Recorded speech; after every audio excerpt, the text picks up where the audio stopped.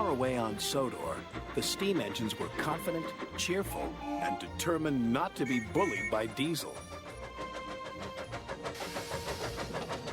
Only James, who now felt really useful too, was complaining. Wobbly wheels. Puffy pistons. Thomas, I should have collected Mr. Conductor. James is right, little Thomas.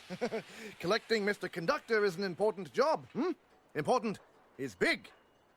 James is a big engine. You, Thomas, are small. Small, small, small, teeny, weeny, weeny. And I'm a big blue engine who knows everything.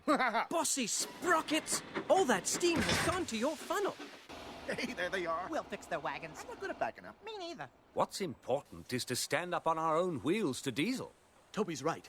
Diesel knows that the lost engine in the legend really exists. What engine? What legend?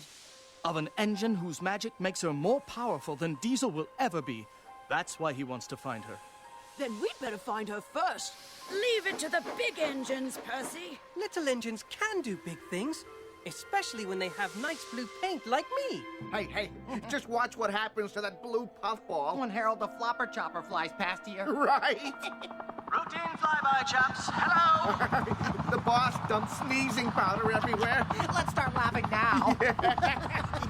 Oh, sorry, Fruits. Bit of a dust-up. Love to stay and clean up. Got to go. Bye now.